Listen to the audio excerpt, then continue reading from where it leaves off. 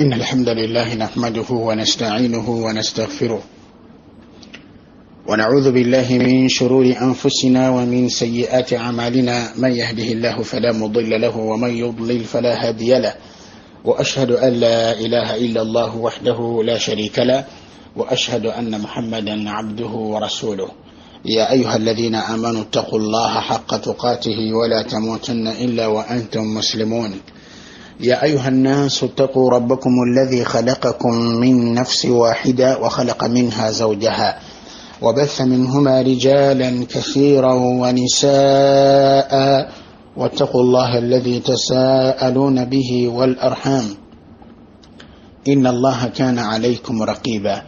يا أيها الذين آمنوا اتقوا الله وقولوا قولا سديدا يصلح لكم أعمالكم ويغفر لكم ذنوبكم ومن يطع الله ورسوله فقد فاز فوزا عظيما أما بعد فإن أصدق الحديث كتاب الله عز وجل وخير الهدي هدي محمد صلى الله عليه وسلم وشر الأمور محدثاتها وكل محدثة بدعة وكل بدعة ضلالة وكل ضلالة في النار أبرغنا ببتيبوا ونمنجز ببتيبوا السلام عليكم ورحمة الله وبركاته تبدا مساكناتي amachagolo adiro biidhnillahi tabaraka wa taala eranga tubagalizo bulungi bungi biidhnillahi azza wa jal eranga tusobola kitibwa Allah tabaraka wa taala atuwa bulungi olunaku luno atatukingiriza era atunyangibwalwo atatutenga tuli basiramu mu kaseera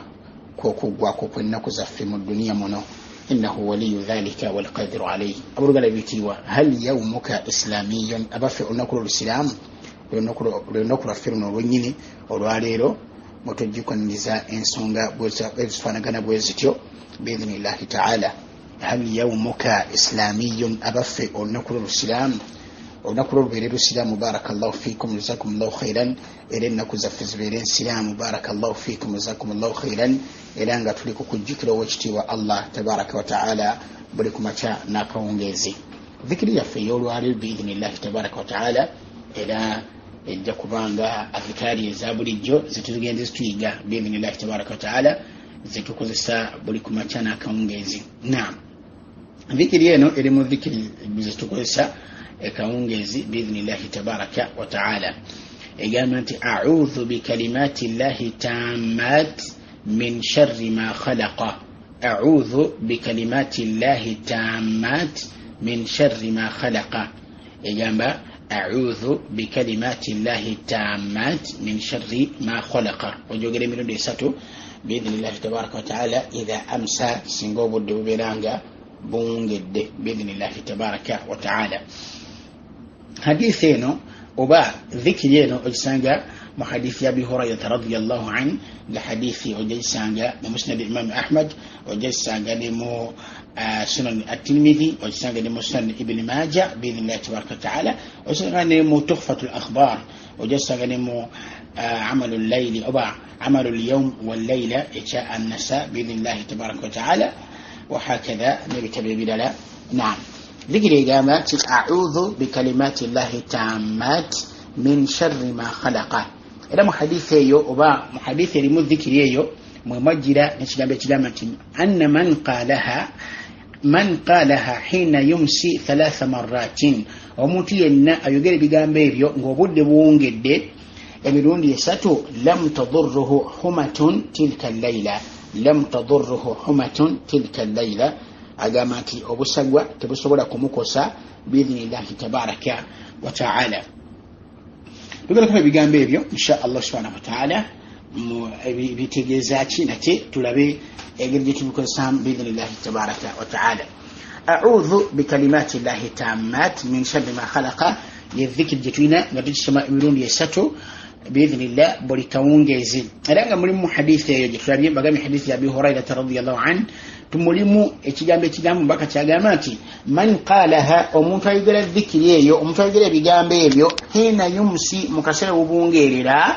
3 مرات قبل قال منو ديساتو لم تضره حمة تلك الليلة من وقت بينتو يو سغو بيونا يبيرanga bimulumye tebisobula mutusako bulabe بإذن الله تبارك وتعالى bigombero bigamati a'udhu nekingiriza era nzire eri Allah subhanahu wa ta'ala bal nekingiriza n'ebigambo bya Allah azza wa jalla newogoma eri ebigambo bya Allah subhanahu wa ta'ala atamat ebijjuvu ebitalinamu bukendeevu bwonna ebitalinamu kamogo konna amponye min sharri ma khalaqa obubi obuli mu bitonde bye yatonda Allah tabaraka wa ta'ala. Olabye bw'osabye Allah azza wa jalla akuwonya obubi obuli mu bitonde bye yatonda nenga yakha Allah azza wa jalla ayina ebitonde bye yatonda nga bikambwe mu bisolo mu biwuka mu buli kimu kyonna Allah kye yatonda tabaraka wa ta'ala mu biwuka ne mu bisolo ne mu binyonyi wala hawla wala quwwata illa billah ne mu bantu mulimu ababi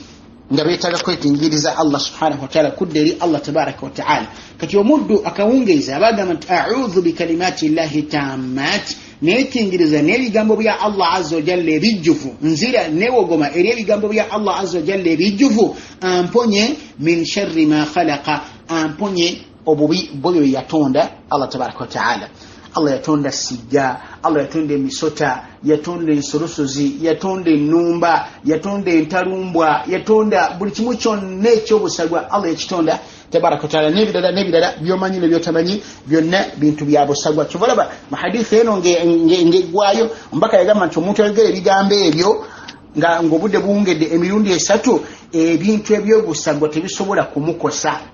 mu kiro kyekyo kubanga abyogera kawungeezi leo togamba nti azikari za kawungeezi ziri nga obudde bwa asiri buyingidde kasobudi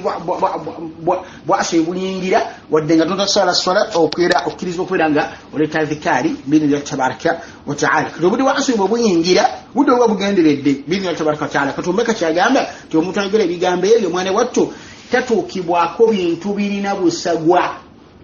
oba tafuna buzibu oba tafuna bulabe bwa bintu birina busagwa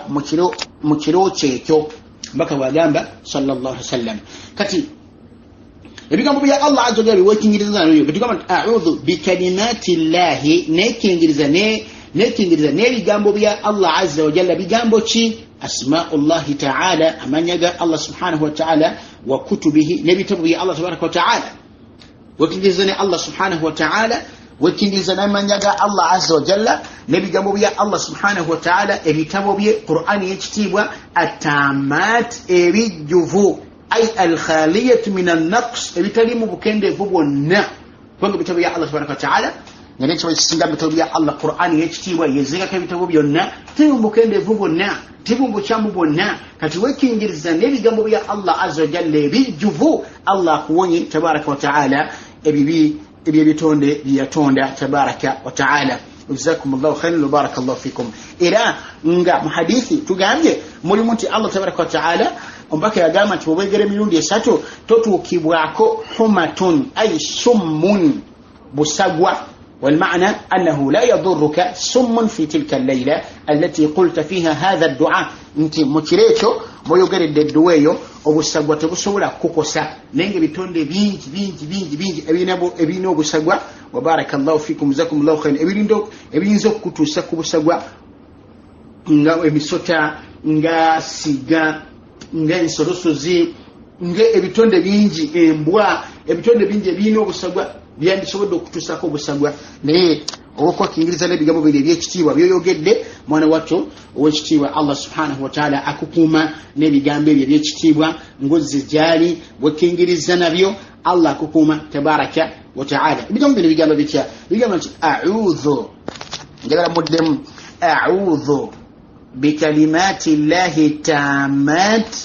min sharri ma khalaqa a'udhu بكلمات الله التامات من شر ما خلق وهكذا بإذن الله تبارك وتعالى بيرانغا وبيجيجينيا بيرانغا وبيسوما بيرانغا وبيكواتا بإذن الله تبارك وتعالى أما كلون قدم وقامينتي nekingiriza n'ebigambo bya Allah tabaraka wa ta'ala ebijjuvu oba neewogoma ebigambo bya Allah azza jalla ebijjuvu min sharri ma khalaqa Allah mponye obubi obuli mu bitonde byatonda tabaraka wa ta'ala wa hakadha biidhnillah subhanahu wa ta'ala. Bigambo ebyo birungi bigambo bikozesa singo budde biwongera biteke mu adhikari zoino okukozesa buli kawungezi biidhnillah tabaraka taala era omubaka yabikozesanga sallallahu alayhi wasallam buli kawungezi mwana wattu nawona ebintu bingi era nabeera nga atuyigiriza timbigambo byetujjukira nabyo owekitiibwa Allah subhanahu wa ta'ala ebigambo byetudda nabyo eri Allah azza wa jalla ebigambo byetukingiriza nabyo Allah subhanahu wa ta'ala atuwonya obubi bwe yatonda byebigambe bino ebigambo nti a'udhu bi kalimati llahi tammat min sharri ma khalaqa biteke mu adhikari zojjukira nazo owekitiibwa Allah subhanahu wa ta'ala buli kumachana akawungezi enga wano hadithi yajjange etulaga nti bino byogera akawungezi billahi tabaraka wa ta'ala suya nti bigambo bino bitegerekese bulungi nnyo insha Allah subhanahu wa ta'ala era nga okujjukira Allah azza wa jalla buli kumatano olweggulo tunatiro okukuba olukumu mutwe insha Allah ta'ala adhikari singa wadi tusobola kuzimalayo kuba nnyingi mpitirivu naye singa obungi omubakazi yatuyigiriza sallallahu alaihi wasallam tuzze tuziraba era nga tusaba era nga tugamba nti tuteeke mu nkola adhikari zonna ze tusoma wallahi tujja kulaba ku buufu bwazo tujja kulaba ku bulungi bwazo tujja kulaba ku byengera byazo tujja kulaba ku results eziva mu bigambo ebyo ebyokujjukira Allah subhanahu wa ta'ala bigambo birungi byonna bye tusoma bye tuyiga omugwa musiramu otekeddwa okubeera ng'obimanyi otekeddwa okubeera ng'obikozesa otekeddwa okubeera ng'obisomesa ng'obitegeera amakulu gaabyo kyolaba nti tewali dhikiri yonna kikuba twasobola tusome katono naye nga tutegeera amakulu gaabyo tutereeza ensoma yaabyo tusobole okubeera nga mwana wattu tubeera mu kilaasi nga bwe njogereyo olwaleero omuntu obeeko nekyosomesa ng'okitegeera obeeko nekyosacanya ng'okitegeera nawe kennyini mulindoozi owulira mu butuufu nga omutima gwo mutebenkevu okubeera nti kyosoma okitegeera okimanya amakulu okitegedde engeri bakisoma kugamba obeera nawe mulinga ng'oli mutebenkevu nga n'omutima gwenyumiriza mu ekyo ti alhamdulillah byosoma mbitegeera mbimanya amakulu mmanyi okubisoma tolabanga kiba kya bbeeyi nnyo kubeera nga ibadaati zonna ng'ezo ez'okujjukira Allah subhanahu wa ta'ala obeera ozimanyi okuzogera obulungi ate nga n'amakulu ogamanyi biidhnillahi tabaraka wa ta'ala kale barakallahu fikum jazakumullahu khairan edduwa eno oba dhikiri eno njiddemu omulundi ogusembayo biidhnillah musobole okubeera nga mugigoberera tulabe engeri tusobola kubeera nga tugitereeza insha allahu ta'ala a'udhu bikalimati llahi tammat min sharri ma khalaqa naam